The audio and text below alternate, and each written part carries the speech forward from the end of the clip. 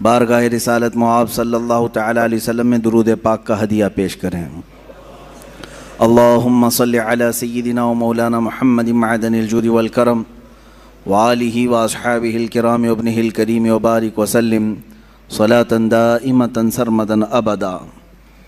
عزیزان گرامی وقار، مجالس عشرہ محرم جو ہر سال منعقد ہوتی ہیں، ان کا ایک سب سے بڑا عظیم پیغام یہ ہوتا ہے، ان مجالس کا، ان محافل کا سب سے عظیم پیغام، ایک بہت بڑا میسیج سننے والوں کو یہ دیا جاتا ہے کہ حسین اعظم کو یاد کرو، رونے دھونے کے لیے نہیں بلکہ حق بولنے کے لیے۔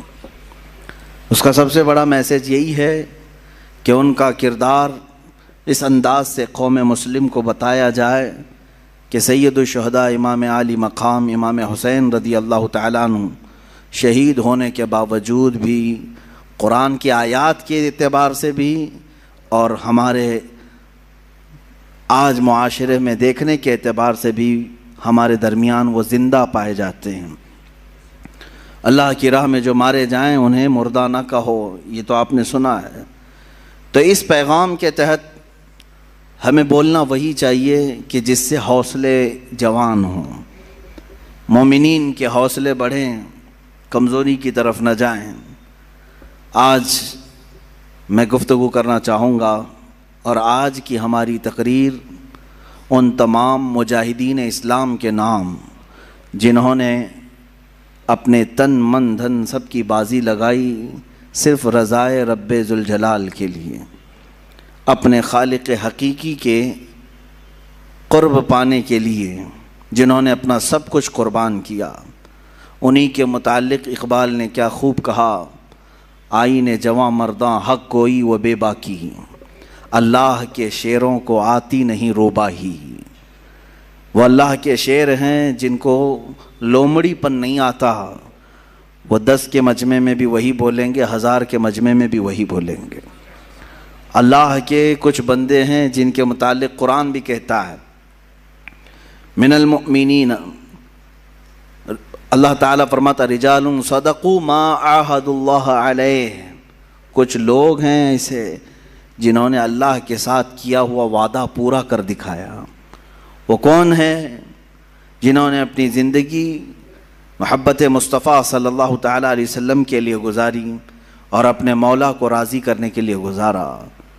عزیزان گرامی، ایک بہت لمبی فہرست ہے، میں ان تمام مجاہدین کو سبقاً نہیں بتا پاؤں گا، اجمالاً ضرور عرض کروں گا۔ سب سے پہلے مجاہدین کے کردار میں جو سب سے سر فہرست نام آتا ہے وہ محمد الرسول اللہ صلی اللہ علیہ وسلم کا، اس لیے کہ جہاد زندگانی میں روح اگر کسی نے پھونکا ہے تو وہ میرے رسول پاک نے۔ صحابہ کے دلوں کے اندر قوت ایمانی پیدا کی ہے اور انہیں جوش و ولولہ اور جذبہ عطا کیا ہے، تو یہ رسول پاک کی نظروں کا اثر ہے۔ میرے آقا صلی اللہ تعالیٰ علیہ وسلم کی بارگاہ میں رہنے والے یہ وہ صحابہ، بظاہر اسباب ان کے پاس کچھ بھی نہیں تھے، مال و دولت کی شدت سے کمی تھی، بسا اوقات ایسا بھی ہوا ہے کہ ان کے پاس کھانے کے لیے کھجوریں تک نہیں رہ گئی ہیں، ایک کھجور ہے، اسی کھجور پر 10 لوگ گزارا کر رہے ہیں۔ ایسے حالات بھی آئے، رسول مختار صلی اللہ تعالیٰ علیہ وسلم کے ان صحابہ کو مجاہدین کی سب سے اعلیٰ فہرست میں ہم شامل کریں، شمار کیے جائیں تو بالکل یہ کوئی بھی بعید از قیاس نہیں ہے اور نہ ہی مبالغہ آرائی ہے۔ صحابہ اکرام رضوان اللہ تعالیٰ علیہ مجمعین، جن کے ہر ادا کو آج قوم مسلم کو چاہیے کہ وہ آئیڈیل بنائے اور اپنی زندگی کا نمونہ حمل بنائے۔ حضور اکرم صلی اللہ تعالیٰ علیہ وسلم کے ان صحابہ کی جو تربیت ہوئی ہے، آپ تصور کر سکتے ہیں، سوچ سکتے ہیں کہ جو اپنے گھر بار چھوڑ آئے ہیں، جن کے پاس مالی اور معاشی اعتبار سے بہت زیادہ تنگ دستیاں ہیں، لیکن جب وہ جنگ میں اڑ جاتے تھے، اللہ اکبر، انہی کے متعلق کہا، یہی وہ صحابہ تھے جن کے متعلق اقبال یوں کہتا ہے، ٹل نہ سکتے تھے جنگ میں اگر اڑ جاتے تھے، پاؤں شیروں کے بھی میدان سے اکھڑ جاتے تھے۔ یہ وہ جماعت تھی جن کا یہ نعرہ تھا، تجھ سے سرکش ہوا کر کوئی تو بگڑ جاتے تھے، حق سے سرکش ہوا کوئی تو بگڑ جاتے تھے، ارے تیغ کیا چیز ہے، توپ سے بھی لڑ جاتے تھے۔ یہ ان کا خوف نہیں تھا، مختصر سے ضرور تھے، طاقت اور اسباب میں کم تو ضرور تھے، لیکن ایمان کا جو ولولہ ان کے اندر تھا، دنیا کی کسی قوم کے اندر وہ نہیں پایا گیا، کسی قوم کے اندر نہیں پایا گیا۔ سلام ان مجاہدین کی تربتوں پر، قیامت تک مولا ان کی قبروں پر رحمت و انوار کی بارشیں فرمائے۔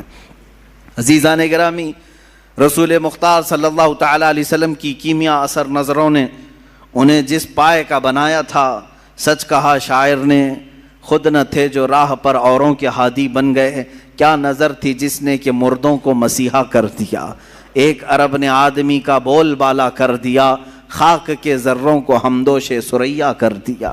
یہ مصطفیٰ کریم صلی اللہ تعالیٰ علیہ وسلم کی کیمیا اثر نگاہ تھی کہ جو صحابہ کرام رضوان اللہ تعالیٰ علیہ مجمعین کو بہت ساری خصوصیات کا حامل بنایا۔ وہ لوگ جو مدینے میں یا مکے میں پہلے چھوٹی چھوٹی باتوں پر لڑ جاتے تھے، 120 سال تک کے ان کی جنگیں ہوتی تھیں، بڑے ان کے اندر برائیاں پائی گئی ہیں، عرب کے معاشرے میں سنتے رہتے ہیں آپ تاریخ، لیکن وہ انقلاب کیسا تھا جس کو میرے آقا صلی اللہ علیہ وسلم نے انہی صحابہ کے درمیان پیش کیا، اور اس جماعت کو ایسا تیار کیا کہ ان کا مثل اور ان کا مثیل آج تک کوئی نظر نہیں آتا۔ صحابہ کرام رضوان اللہ تعالیٰ علیہ مجمعین، ان میں جو مجاہدین صحابہ ہیں، ان میں سے مختصر چند صحابہ کی سیرت لیتے ہوئے ہم آگے بڑھتے ہیں۔ اسلام کیسے پھیلا ہے، اسلام کیسے پھیلا ہے؟ آج یہاں مسجد میں بیٹھ کر کے کچھ لوگ یہ سمجھتے ہیں پھولوں کی سیج پر سج کر ہمارے گھر میں آ گیا ہے، ہم باپ سے مسلمان ہیں، ماں سے مسلمان ہیں، اور اب تو لوگوں کو، ہمارے بچوں کو ایسا بھی لگتا ہوگا کہ بڑے کا گوشت کھانے والا مسلمان ہوتا ہے۔ آسان کام تو ہے۔ میرے عزیزو، اس اسلام کو ہم تک پہنچانے کے لیے جن مجاہدین نے اپنے مجاہدانہ کارنامے نمایاں انجام دیے، ان کی ایک بڑی لمبی فہرست ہے، طویل فہرست ہے۔ آج جو تم سکون کے ساتھ مسجدوں میں نمازیں ادا کر پاتے ہو، یا پھر تمہارے گھروں میں آج دین اسلام کی جو بہاریں ہیں، ان کے پیچھے قربانیوں کی ایک لمبی قطار ہے، قربانیوں کی ایک بہت لمبی فہرست ہے۔ رسول مختار صلی اللہ تعالیٰ علیہ وسلم کے وہ صحابہ جن کی زندگیوں کو دیکھے مشقتوں کا سامنا، مصیبتوں کا سامنا جو کرنا پڑا، یہ کربلا کے بیانات میں ہونا ضرور چاہیے، جہاں ہم حسین اعظم کے مجاہدانہ کردار کو بیان کرتے ہیں، ساتھ ہی رسول پاک کے دیگر جانثار صحابہ کی جہاد کو بھی ہم بیان کرتے ہیں، ان کے مجاہدانہ کردار کو بھی ہم بیان کرتے ہیں۔ اس کی وجہ یہ ہے کہ میرے عزیزو، صحابہ کرام اور اہل بیت ہمارے لیے دونوں ہی عظمت کے حامل ہیں، اور ان دونوں کے ساتھ ہی ہم جنت کے طلبگار ہیں۔ میرے آقا صلی اللہ تعالیٰ علیہ وسلم کے یہ چند صحابہ جن کے کردار کی متعلق میں عرض کر رہا ہوں، اے نوجوانوں، وہ معاشرہ کیسا تھا جس میں باپ اور بیٹا اس بات پر لڑ رہے ہیں کہ کل بدر میں مجھے جانا ہے کہ تم کو جانا ہے۔ کوئی کھیل کے گراؤنڈ میں نہیں جا رہے تھے، بدر کے میدان میں، مدینے سے 160 کلومیٹر کی دوری ہے، باپ اور بیٹا رات کے وقت گھر میں لڑائی کر رہے ہیں اس بارے میں۔ بیٹا کہتا ہے نہیں، میں رسول پاک کے ساتھ جاؤں گا، باپ کہتا ہے نہیں، میری عمر زیادہ ہے، میں رسول پاک کے ساتھ جاؤں گا۔ بیٹا کہتا ہے آپ بوڑھے ہو چکے ہیں، جوانوں کی وہاں ضرورت ہے۔ ان دونوں کی تکرار ہوتی رہی، یہاں تک کہ دونوں نے قرآن اندازی کی، چٹھی ڈالی جائے، جس کا نام نکلے وہ جائے حضور کے ساتھ۔ عزیزان گرامی، قرآن اندازی کی گئی، ایک بار جب چٹھی ڈالی گئی تو اس جوان کا نام آیا، دوسری بار ڈالی گئی پھر اس کا نام آیا، تیسری بار ڈالی گئی پھر اس کا نام آیا۔ تو پھر جو بوڑھے تھے، باپ تھے، وہ جھلا کر کے کہتے ہیں یہ قرآن اندازی صحیح نہیں ہو رہی ہے، چلو حضور پاک کے پاس جا کر کے ہم کہہ لیں گے۔ انہوں نے یہ سوچا کہ میں نبی کونین کو منا لوں گا۔ حضور پاک صلی اللہ تعالیٰ علیہ وسلم کے پاس آئے، کہا آقا کل آپ جو جا رہے ہیں، بیٹے اور میرے درمیان یہ تکرار چل رہی ہے۔ بیٹے نے کہا آقا ہم نے گھر میں قرآن اندازی بھی کی، ابا اس قرآن کو مانتے نہیں ہیں، اس قرآن اندازی کو نہیں تسلیم کر رہے ہیں، یا رسول اللہ آپ فیصلہ فرما دیں۔ میرے آقا نے دونوں کے جذبے کو دیکھا، جوان بھی جذبے میں کم نہیں ہے، بوڑھا بھی جذبے میں کم نہیں ہے۔ یہی ہے آئین جواں مردی، حق گوئی و بے باکی، اللہ کے شیروں کو آتی نہیں روبائی۔ ان میں سے کوئی ایسا نہیں ہے جو بہانہ ڈھونڈ رہا ہو کہ میں گھر میں بیٹھ جاؤں تو چلا جائے، بلکہ وہ بہانہ ڈھونڈ رہے ہیں کہ کوئی ہم میں سے آگے بڑھ کر کے حضور پاک کا دفاع کر سکے، پہرا دے سکے۔ رسول پاک صلی اللہ تعالی علیہ وسلم نے ان دونوں میں دیکھ کر کے پھر جو بزرگ تھے، صحابی تھے، ان سے کہا آپ گھر پر رہیں، گھر پر رہنے کی اگر ضرورت ہے تو آپ اپنے جوان بیٹے کو ہمارے ساتھ بھیج دیں۔ میرے آقا کا یہ فیصلہ آنا تھا، اس کے بعد تو پھر کسی کو پر مارنے کی بھی جسارت نہیں ہوتی، لیکن جانتے ہیں وہ منظر کیسا ہے جب وہ بوڑھے صحابی دھاڑے مار کر روتے ہوئے گھر واپس آئے۔ کہا اے کاش یہ بوڑھاپا نہ ہوتا تو مجھے رسول پاک کے ساتھ جانا میسر ہوتا۔ اے میرے عزیزو، یہاں لوگ ہیلے بہانے کرتے ہیں اور بہت سارے بہانے تلاش کرتے ہیں کہ کوئی عذر تو آ جائے، مجھے باہر نکلنا نہ پڑے، مجھے حضور پاک کی بارگاہ میں دفاع کرنے کے کام میں چھٹی مل جائے۔ جیسے لوگ کہتے ہیں نہیں مولانا ابھی یہ حالات ہیں، میری وہ نوکری ہے فلاں، میری وہ حالات ہیں فلاں کے ساتھ ہمارے تعلقات ہیں، بولیں گے تو بڑا مسئلہ ہو جائے گا۔ ایک صاحب ہم سے کہنے لگے پارٹی ہائی کمان ہمیں نکال دے گی۔ اللہ اکبر، تمہیں یہ اس بات کا خوف تو ہے کہ پارٹی ہائی کمان تمہیں لیڈرشپ سے نکال دے گی؟ اگر تم رسول پاک کی حفاظت کے لیے باہر آئے، شرم کرو، شرم سے ڈوب مرو، جس دن تمہیں ہائی کمان تاجدار مدینہ سے نکالنے کی بات آئے گی۔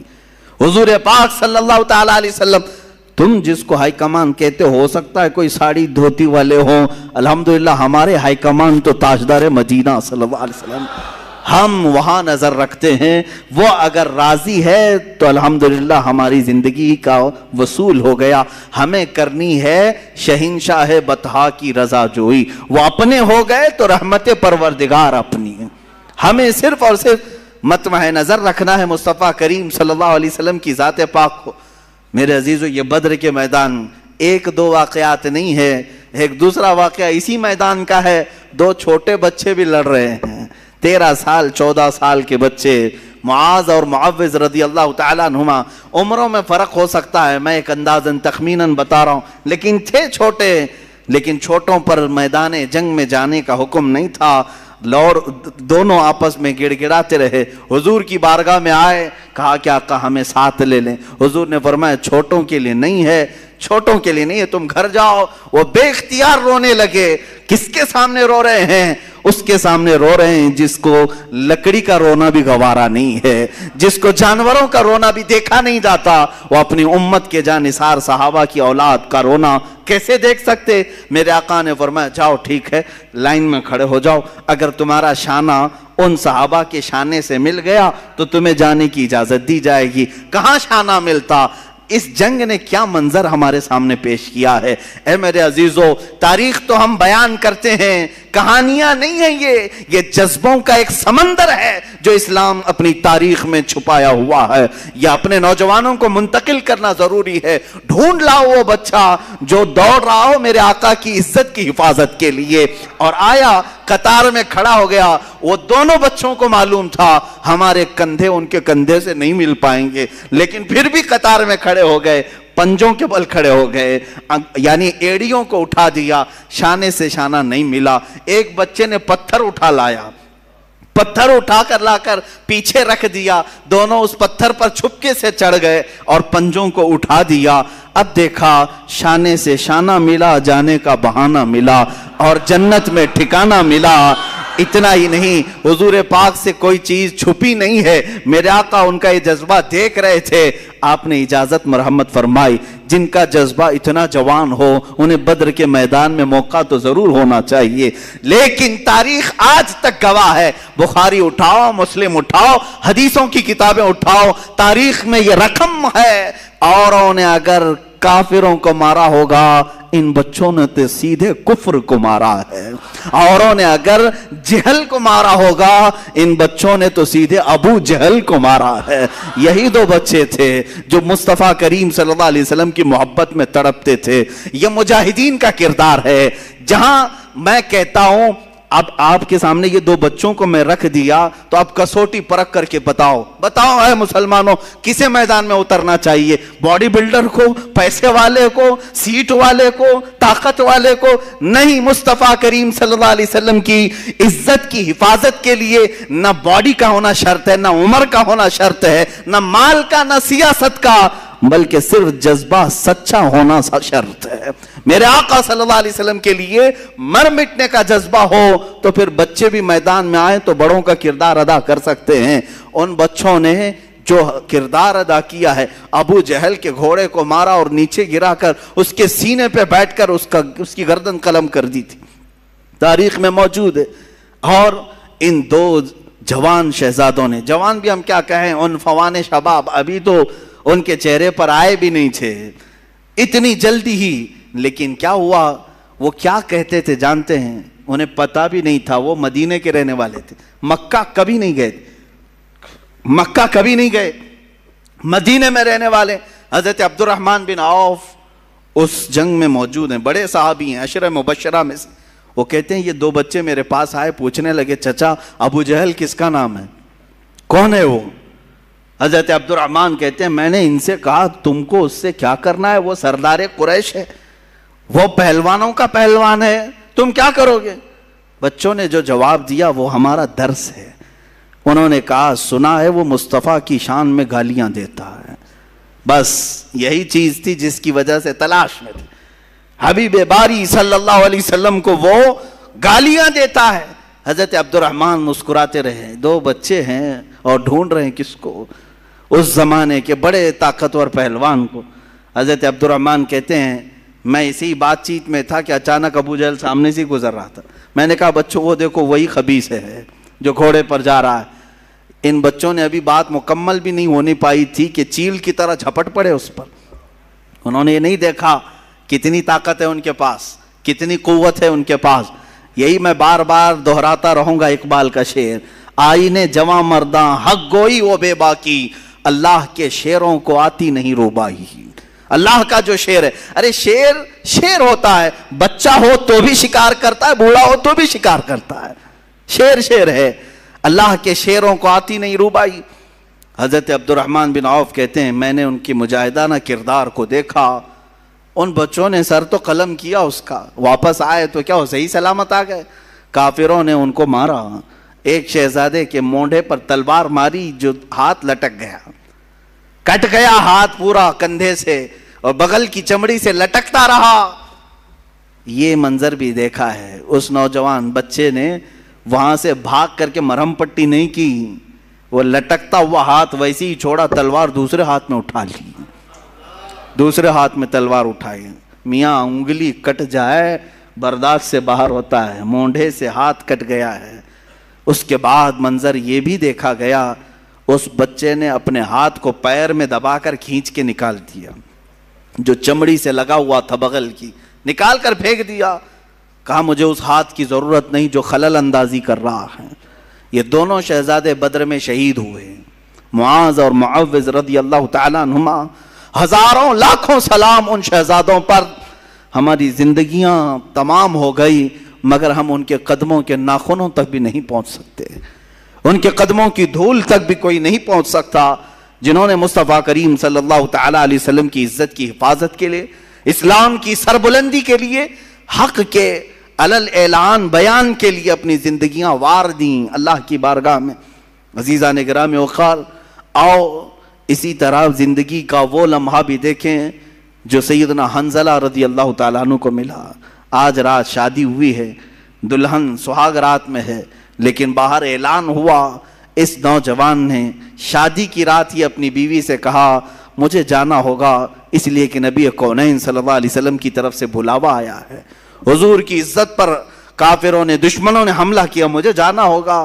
بیوی نے رخصت کیا, خوشی خوشی رخصت کیا, ہاتھوں اور پیروں میں بیڑیاں نہیں ڈالی کہ کہاں جا رہے ہیں, آج کی دلہنوں میں چھوڑ کر, ولیمہ بھی نہیں ہوا. نہیں، دلہن نے خوشی خوشی رخصت کیا. وہ حنظلہ بھی آئے میدان احد میں اور دوسرے دن جام شہادت بھی نوش کیا. واپس نہیں آ سکے، واپس نہیں آ سکے. کون ہے ہم میں سے جو یہ قربانیاں پیش کر سکتا ہے؟ اے نوجوانوں، باتیں کرنا بہت آسان ہے، لوگوں کے درمیان جواں مردی کی باتیں پیش کرنا یہ بہت آسان ہے، عملی میدان میں اتر آنا یہ بہت کمال کی بات ہے. اللہ تعالیٰ جس سے چاہے کام لے لے. وہ صحابہ کے کردار ہم کیوں بیان کرتے ہیں؟ اس لیے بیان کرتے ہیں کہ تمہارے اندر سے بزدلی دور ہو جائے، خوف نکل جائے. تم جن چیزوں کو لے کر کے ڈرتے رہتے ہو، میرا کیا ہوگا، میرے بچوں کا کیا ہوگا، میرے گھر کا کیا ہوگا، کون ان کو دیکھے گا، میں اگر کہیں چلا گیا، مجھے اگر بند کر دیا، ظالموں نے مار دیا، یہ سوچ خالی تمہاری ہی ہے. ان صحابہ کو کبھی ایسا سوچنے میں نہیں ملا؟ کیا ان کی بیویاں نہیں تھی، ان کے بچے نہیں تھے؟ ان مجاہدین اسلام کا کوئی تھا ہی نہیں، وہ جو اس طرح سے حضور پاک کے لیے نکل پڑتے تھے. اے نوجوانوں، ان کی بھی خاندان تھے، ان کی بھی جائیدادیں تھیں، ان کے بھی مال پراپرٹی تھے. سیدنا عثمان ابن عفان رضی اللہ تعالیٰ عنہ کے کتنے بڑے کاروبار تھے، کتنے بڑے پراپرٹیاں تھیں. لیکن مجھے یہ بتاؤ، ان صحابہ کی پراپرٹیاں، جائیداد، مال، دولت، اولاد، باغیچے کبھی بھی حضور کے اور ان کے درمیان حائل نہیں ہو سکی، کبھی بھی آڑ نہیں بن سکی. فرق صرف یہی ہے کہ آج ہر چیز ہمارے سامنے آڑ بن جاتی ہے، آڑ بن گئی. مائیں آڑ بنتی ہیں، باپ آڑ بن جاتا ہے. اگر کوئی جوان اٹھتا بھی ہے، حق بولنے کی بات کرتا ہے، تو اس کے گھر والے ہی سب سے پہلے اس کے ہاتھ پیر میں باندھ دیتے ہیں. حالات خراب ہیں، تو کہاں جا رہا ہے؟ مولانا بولتے رہتے ہیں، ان کا کیا ہوتا ہے، تو مر جائے گا. یہی سب تو باتیں آتی ہیں. یہ بزدلی جو آج گھروں میں سکھائی جا رہی ہے، جن ماؤں نے اور جن بہنوں نے اپنے بھائیوں کو اس طرح کی باتیں سکھائی، مت جاؤ ان کی باتوں پر، یہ جوش کی باتیں کرتے ہیں، میدان میں لے جا کر کے مار ڈالیں گے، وہ خود تو زیف رہیں گے، تم اندر چلے جاؤ گے، مارے جاؤ گے. ٹھیک ہے، تم اس طرح تربیت کر لینا، لیکن ایک وقت آئے گا جب تمہاری عزت پر حملہ ہوگا، تب بھی یہ جوان باہر نہیں آ سکے گا، نہیں کھڑا ہوگا. چیلنج کرتا ہوں، لکھ کر کے رکھ لینا. تم نے اس کو روکا ہے اللہ اس کے رسول کی رضا کے لیے، اللہ اس کے رسول کی رضا حاصل کرنے جانے سے تم نے روکا، تو پھر تمہاری حفاظت بھی یہ کبھی نہیں کر سکے گا. یاد رکھنا، جو اللہ اس کے رسول کی رضا کے لیے نکلنے والا جوان ہے، وہ سب سے زیادہ اپنے گھر کی حفاظت کرنے کا اہل بھی ہوتا ہے. وہ اپنے بھائیوں، بہنوں، ماں، بچیوں سب کی حفاظت کا اہل بھی ہوتا ہے. خیر، سیدنا حنظلہ رضی اللہ تعالیٰ عنہ مجاہدین میں ایک اعلیٰ کردار کا نام ہے. عمار بن یاسر، حضرت یاسر رضی اللہ تعالیٰ عنہ مجاہدین میں ایک اعلیٰ کردار کا نام ہے. اور سیدنا خالد بن ولید سیف اللہ المسلول مجاہدین کے ایک اعلیٰ شخصیت کا نام ہے، جنہوں نے حضور پاک صلی اللہ تعالیٰ علیہ وسلم کے ساتھ جنگیں لڑی، حضور کے زمانے میں بھی، حضور کے بعد بھی. یہ ایک ایسے مجاہد کا نام ہے جس سے آج بھی دنیا کانپتی ہے، آج بھی دنیا کانپتی ہے. لوگ چاہتے ہیں کہ خالد بن ولید کے اوراق کو بند کر کے رکھیں، کبھی نہ اٹھائیں، ان کا مطالعہ نہ کیا جائے، ان کی سیرت نہ پڑھی جائے، اس لیے کہ معلوم ہے اچھوں کی سیرت پڑھنے کے بعد اثر ضرور آتا ہے، اثر ضرور آتا ہے. خالد بن ولید رضی اللہ تعالیٰ عنہ وہ مجاہد صحابی جن کو اللہ کے رسول نے سیف اللہ کہا ہے، یہ اللہ کی لٹکتی ہوئی تلوار ہے. انہوں نے اپنی زندگی میں 125 جنگوں میں شرکت کی، 125 جنگوں میں شرکت کی. اور آپ کو ایک بات بتاؤں، 125 میں سے ایک میں بھی شکست نہیں کھائی، ایک میں بھی شکست نہیں کھائی. یہ آپ کو خاصہ تھا، آپ کی اسپیشلٹی. آج اور ایک میں بتا دوں آپ کو، اللہ تعالیٰ نے جو آپ کو خصوصی انعام دیا سارے صحابہ میں، خالد بن ولید کو 125 جنگوں میں شریک ہوئے اور ساری 125 میں فتح یابی ملی، ایک میں بھی شکست نہیں. دوسری خصوصیت آپ کی یہ ہے، دوسری خصوصیت، خالد بن ولید رضی اللہ تعالیٰ عنہ جن علاقوں کو فتح کیے 125 جنگوں میں، جن علاقوں کو فتح کیے، آج تک وہ علاقے کبھی کافروں کے ہاتھ میں نہیں گئے.